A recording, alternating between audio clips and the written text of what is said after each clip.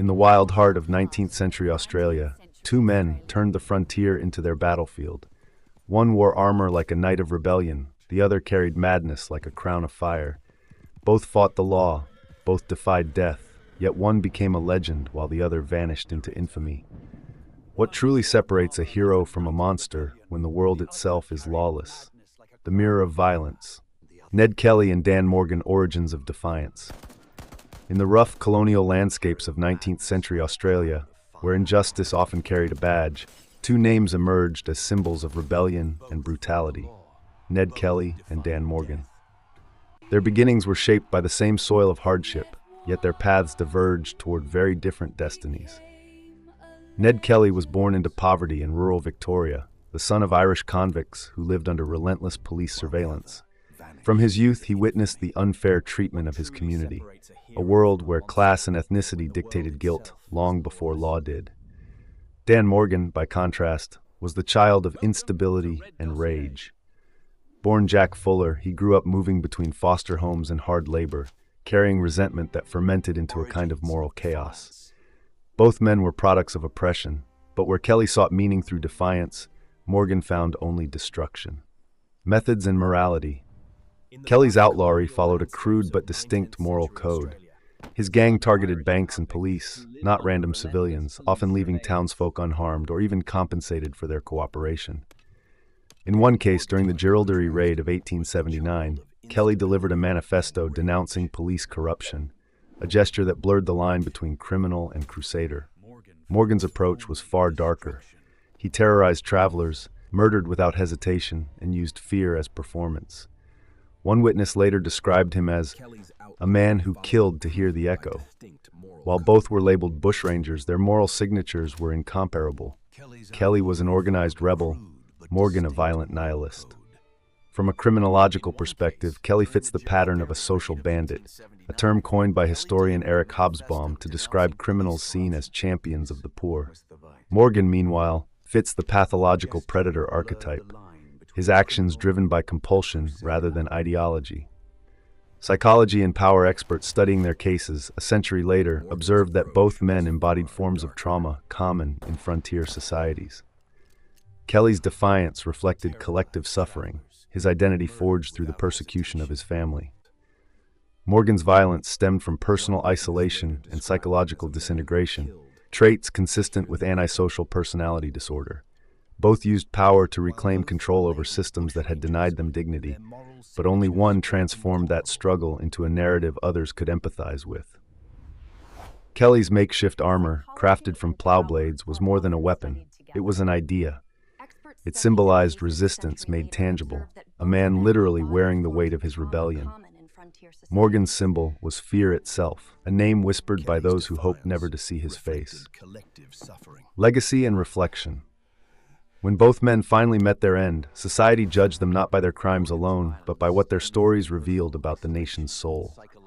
Ned Kelly's execution in 1880 turned him into a paradoxical folk hero, immortalized in literature, film, and art. His final words, "Such is life," became a refrain for fatalism and courage in the face of authority.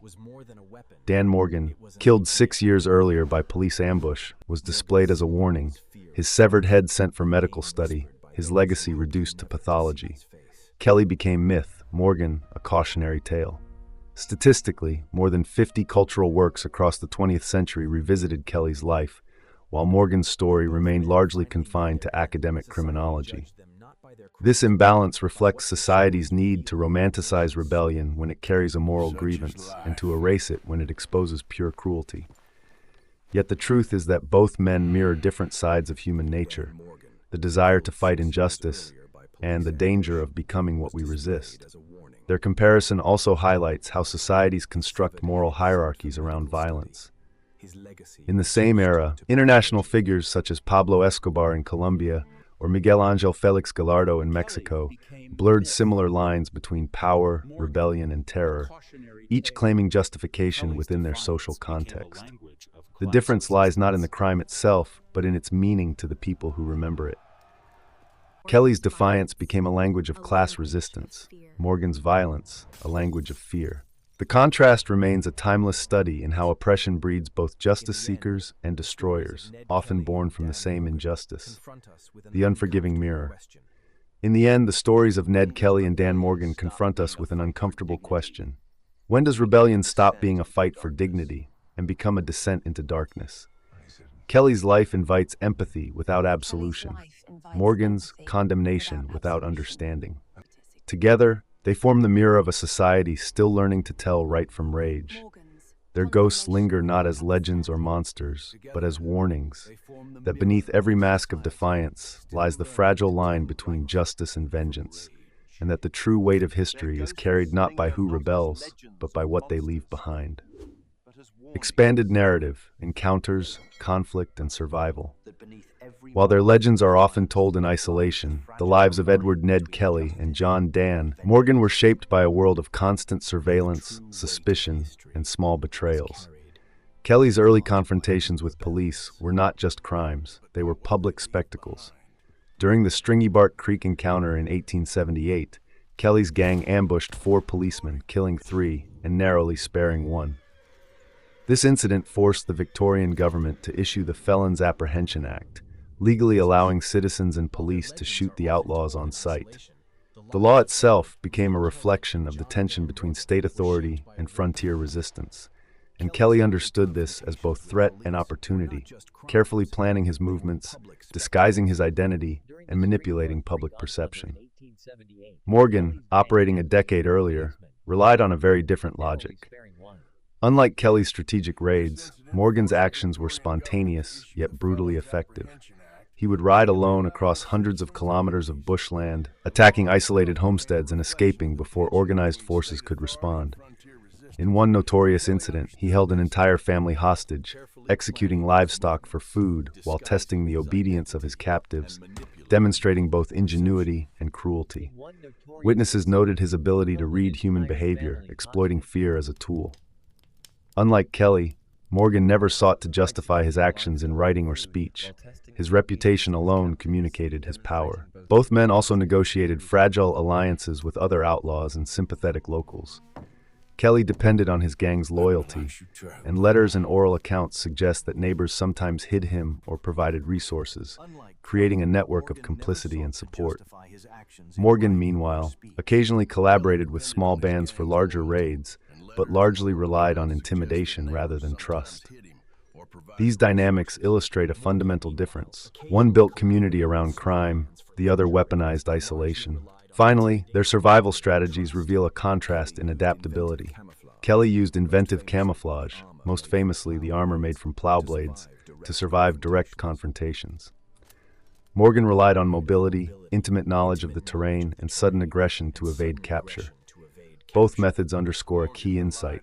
In frontier Australia, intelligence, courage, and psychological understanding could outweigh numbers and firepower, yet the ultimate outcome, capture or death, remained inevitable. Psychology, motivation, and social legacy. The minds of Edward Ned Kelly and John Dan Morgan reveal how environment and personality interact to produce radically different forms of outlawry. Kelly's decisions were guided by a sense of grievance and social morality, however twisted by circumstance.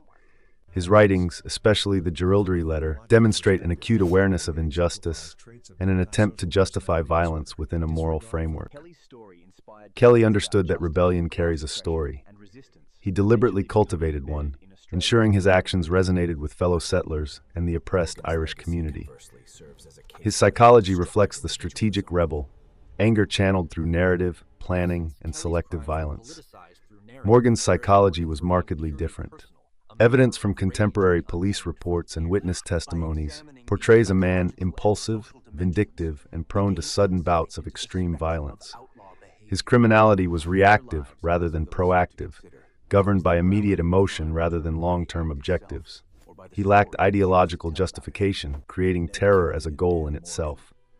From a criminological perspective, Morgan exemplifies traits of antisocial personality disorder, disregard for the rights of others, absence of remorse, and a propensity for manipulation and intimidation. The social consequences of their actions also diverged. Kelly's story inspired debates about justice, class oppression, and resistance. eventually becoming embedded in Australia's national identity. Monuments, literature, and films perpetuate his image as a symbol of defiance, complicating the simple label of criminal. Morgan's legacy, conversely, serves as a case study in destructive individualism. His notoriety reinforces fear, but it did not spark cultural dialogue or heroization. In essence, Kelly's crimes were politicized through narrative, whereas Morgan's remained purely personal, a mirror of rage in the untamed frontier. By examining these psychological and social dimensions, we gain insight into the spectrum of outlaw behavior. One man's vengeance becomes another man's legend, while the other's violence remains a cautionary tale. Their lives ask the listener to consider, is the morality of a crime determined by the act itself, or by the story we choose to tell about it? Ned Kelly and Dan Morgan, two names etched into the same dust, yet remembered in opposite light. One as a symbol of resistance, the other as a shadow of rage. Their stories still echo a single question. When we glorify rebellion, do we also glorify violence? If you found this story thought-provoking, don't forget to like, subscribe, and share your thoughts below, because history isn't just what happened, it's how we choose to remember it. This is Red Dossier, signing off until the next case opens.